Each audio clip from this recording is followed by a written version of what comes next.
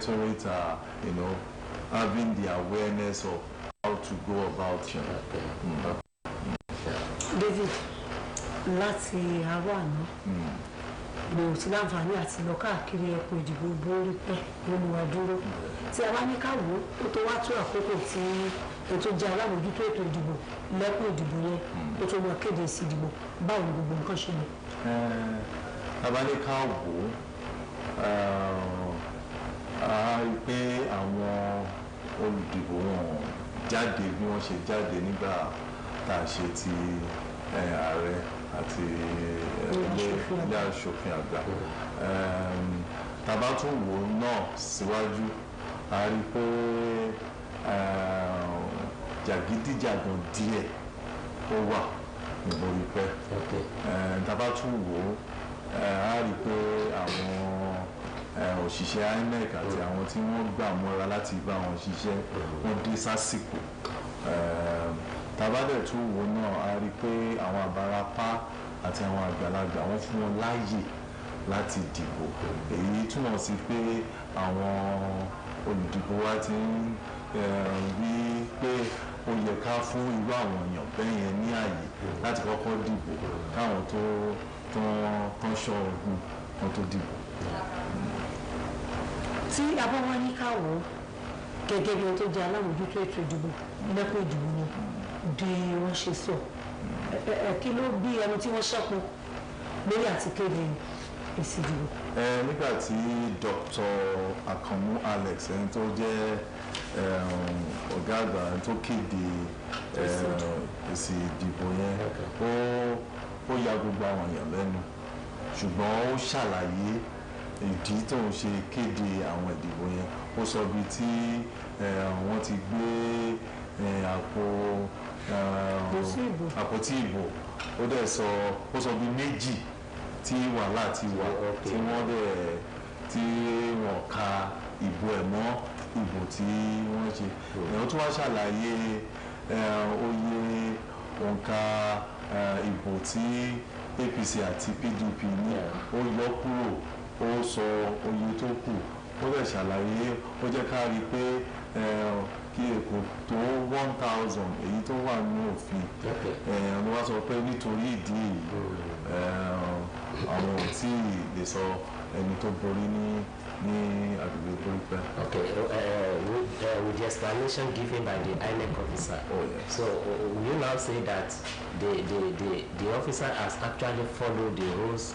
Oh yes. In fact, the exercise. He brought the constitution of INEC out and the electoral out, and he had to read it to everybody before declining the declaration of the results. Láwọn ibi tí wọ́n ti fagilé èsì ìdìbò báwo gangan ni nǹkan tó ṣẹlẹ̀ níbẹ̀ pàtó kó tó wọn sọ pé ìgbà àwọn ti fagilé sí ìdìbò níbẹ̀ àwọn ò lè kà wọ́n. Ní ibi tí wọ́n pè ní college stroke Ẹgbẹ́dá road wọ́n ní àwọn àlèkè wọn lólùdìbò torí àmọ́ káwọn olùdìbò wọn ò lè ṣe irú nǹkan bẹ́ẹ̀. Àwọn tó máa ń ṣe jàgídíjàgan wọ́n wá síbẹ̀ wọ́n gbé àpò ìdìbò wọ́n gbé lọ wọ́n bàjẹ́ bí wọ́n ti rí i pé níbẹ̀ yẹn àwọn ò lè wọlé o wọ́n dẹ̀ ti rò pé ibẹ̀ yẹn náà ìbò bẹ̀ máa ń pọ̀ so wọ́n gbé wọ́n bàjẹ́ wọ́n tún lọ sí àdàtú náà nǹkan kan náà ṣe níbẹ̀ tí wọ́n tún bàjẹ́ so sọ pé àwọn nǹkan ibi méjì tí wọ́n ka ìbò ibẹ̀ nìyẹn. Okay, now you first explain the situation concerning the security aspect of the whole thing.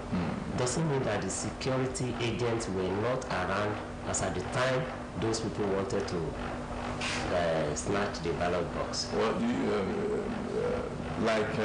the way it's been structured, it's like one police, then you see some other security agencies just moving around. Maybe at the time they got there, because I was not there, we just had a report as well.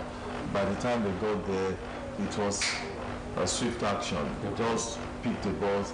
It's before they could make contact to reinforce some security agencies. They must have done the deed and it means the security personnel were caught unaware. Because probably they must have overpowered the security agents that were there at that moment. And we all know that those that will be at the polling units, they don't carry weapons. They are just there to look and just to make sure that people just follow the rules and regulations of INEC. David, mo sọ nínú ọ̀rọ̀ wípé àwọn òṣìṣẹ́ agbófinró wípé wà lójú iṣẹ́ wọ́n dẹ̀ ń ṣiṣẹ́ wọn bó ṣe lérò pé ó yẹ kí wọ́n ṣe láwọn ibi tí wọ́n ti wá ń jí àpótí ìbò gbé tí wọ́n ti fẹ́ máa dá rògbòdìyàn sílẹ̀ yìí kí ni àwọn agbófinró ń wò nírú àkókò tí wọ́n ṣe yẹn. Ó yanilẹ́nu torí tí ẹ bá wo ìrágbìjí àti àwọn ibìkan ní ìgbàjọ kò sí bá ṣe ń lọ bẹ́ẹ̀ náà la rí àwọn ọlọ́pàá àwọn sójà gbogbo wọn bẹ́ẹ̀ yẹn tí wọ́n ń káàkiri tó ń wò káàkiri bí wàhálà wà níbì kan wàhálà ò sí níbì kan mo rò pé nígbà táwọn èèyàn láabi yẹn tó ń ṣe iṣẹ́ láabi yẹn àwọn tó ń lọ káàkiri yẹn wọn tí ì wá sí ibẹ̀ yẹn ìyẹn ló fi jẹ́ kí irú ìṣẹ̀lẹ̀ bẹ́ẹ̀ yẹn kó ṣẹlẹ̀ níbẹ̀ yẹn so a rò pé bí àwọn tó ṣẹlẹ̀ tí irú ìṣẹ̀lẹ̀ yẹn fi ṣẹlẹ̀ bẹ́ẹ̀ ni. nínú àkókò sí àbí ìbò nínú àkókò sí ẹni tó jẹ́ alábòójútó ètò ìdìbò tí ó fẹ́ mọ ká èsì ìdìbò tí ẹgbẹ́ òṣèlú APC ní èyí tí olùdíje fún ẹgbẹ́ òṣèlú PDP náà àpapọ̀ ohun tó ní kó tó wá dígbà pẹ̀lú nǹkan tó ń ti rí o tó ń bá fi ti àgbékalẹ̀ ìlànà ètò ìdìbò ṣe òun ò ní láti ṣẹ́nu tó ná òun tó lè kéde pé ẹni báyìí ni ó jáwé olúborí torí tó jáde ń bẹ̀ kò tí ì fẹ́ wà níbàámu pẹ̀lú àgbékalẹ̀ ìlànà ìdìbò nígbà tó so eléyìí bábọ̀ ìyàwó làwọn èèyàn kọ sí gbọ́dọ̀ ní láwọn tó wà ń kalẹ̀ lásìkò tí aláwọ̀ yìí tó. ó dorí tútù sí gbogbo ọkàn àwọn tó wà ń bẹ̀ àti party agent APC ni o àti PDP ni o àtàwọn kọ̀ọ̀kan tó dúró tó fẹ́ yayọ̀ pé àwa la yege o àwọn tó wà ń bẹ̀ náà tó fẹ́ dúró pé bóyá tó bá tún dìgbà mí o àwọn náà ó tún ṣe o nígbà tó sọ ẹbí gbogbo èèyàn kàn dákẹ́ lọ wọ́n dákẹ́ lọ ó dẹ̀ ṣe sọ́tán ó dẹ̀ gbé ìwé ẹ̀ ó dẹ̀ lóṣogbo yá. lẹ́yìn ilé kò sí sẹ́nì kankan tó ṣe yí ẹni fapá dánú pé.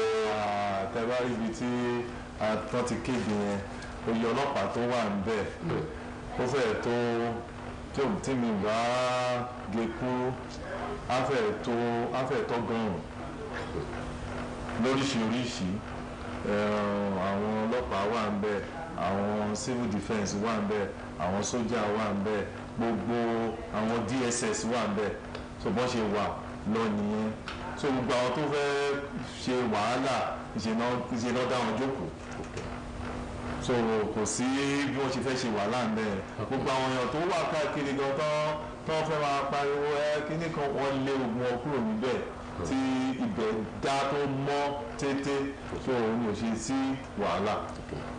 Now, away from that, you said the other time that you observed voter apathy in places that you visited.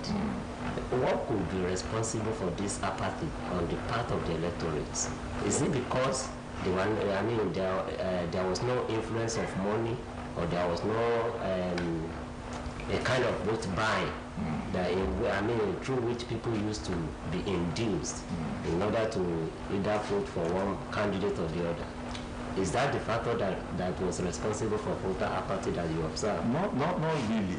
The feelings that we heard was that some decided not to come out to vote because it is neither a governorship election or National Assembly election or presidential election.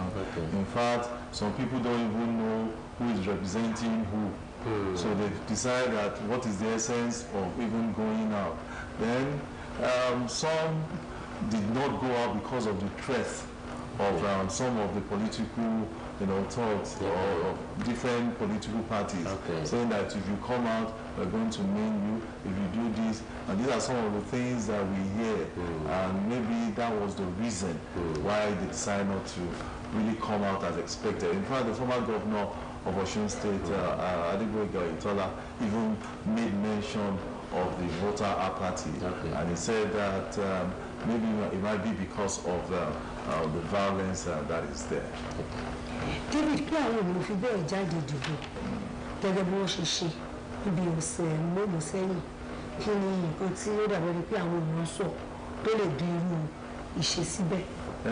Nígbà tí atọpinpin táwa náà ń wò pé kí tiẹ̀ ló lè ṣẹlẹ̀, a wá rí i pé àwọn kan sọ pé ìbò tán dì yìí kò dàbí ìbò gómìnà, kò dàbí ìbò ti ààrẹ, kò dàbí ìbò ilé aṣòfin àgbà àti kékeré, pé àwọn míì gan tiẹ̀ mẹ́rin tó fẹ́ dìbò fún, àwọn míì èrù ń bá wọn pé tàbá jáde ṣé àní láwọn tí ó fẹ́ fi igi gbá wa lórí, tí ó fẹ́ fi igi gbá wa lọ́rùn. So àwọn nǹkan báyìí ó jẹ́ pé àwọn olùdìbò sún sẹ́yìn pé tí nǹkan báyìí bá ń ṣẹlẹ̀, àwọn kan tiẹ̀ sọ pé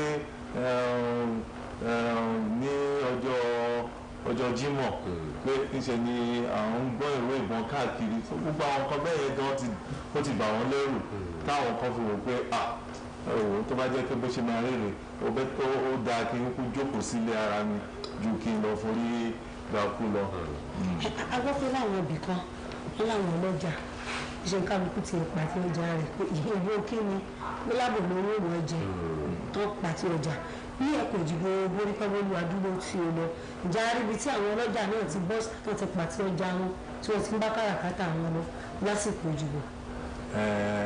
àwọn ibì kan wà bọ̀ kò ṣe bẹ́ẹ̀ hàn tó bí àwọn èèyàn ṣe lè rò ó, àwọn ibì kan wà tó jẹ́ pé àwọn kan lọ síbẹ̀ wọ́n lọ jẹun, àwọn ibì kan wà tí jẹ́ pé wọ́n lọ ra omi, àwọn ibì kan wà tó jẹ́ pé wọ́n lọ ra ẹlẹ́rìndòdò, àwọn ibi tí ó wà wá sí pé wọ́n ń tata wọ́n ń tayọ̀ wọn gbà yẹn láàyè.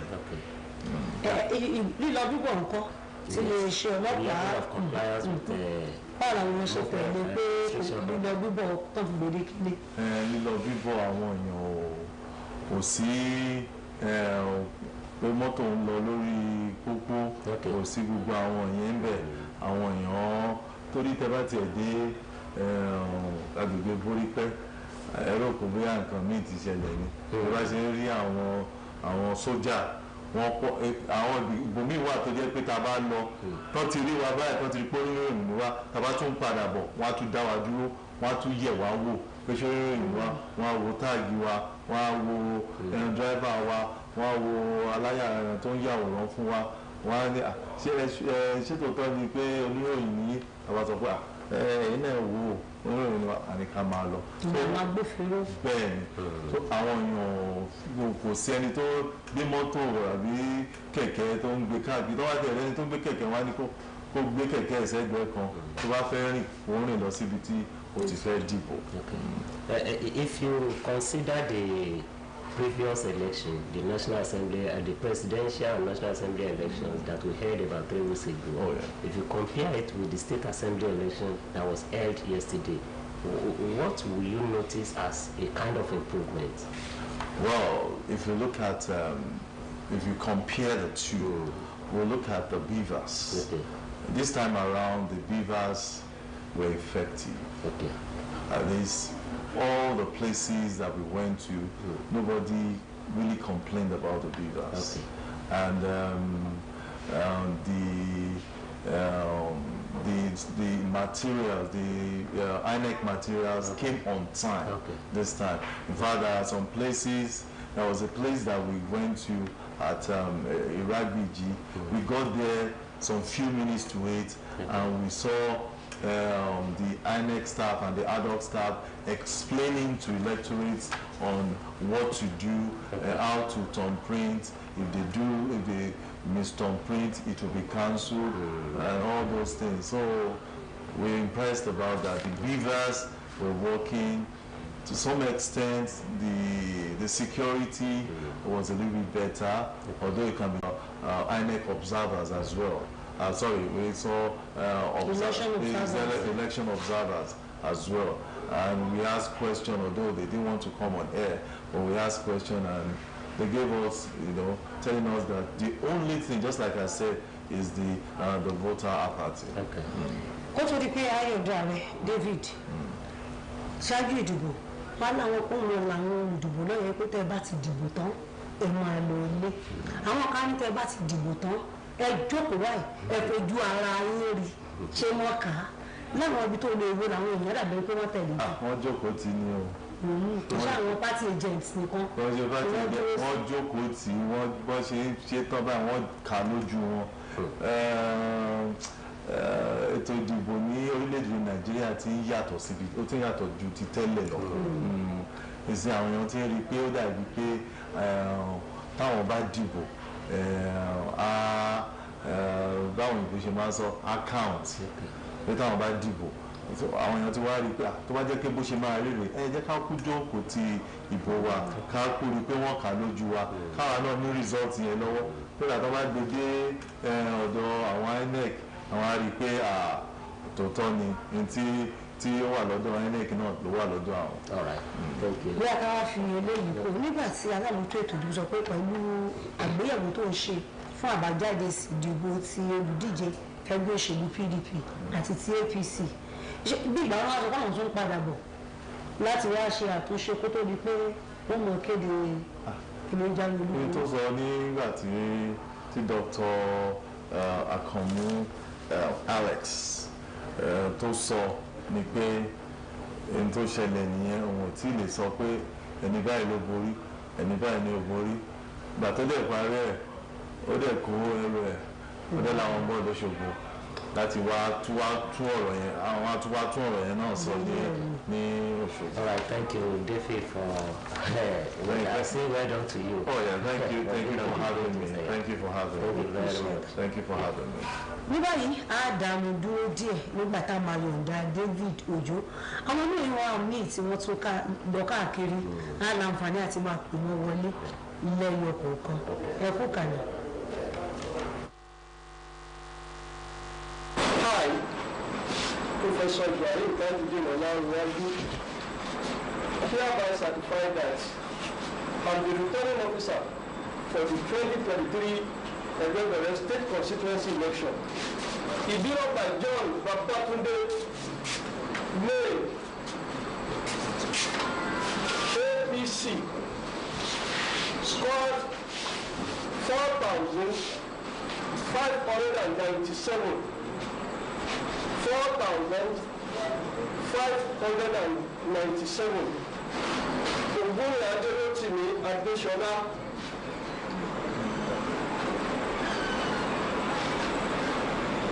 Male PDP scored 11,804. 11,804. That's Ògbóni Adéròtìmí Adéṣọlá of PDP, having satisfied the requirement of the law, is hereby declared the winner and is returned elected.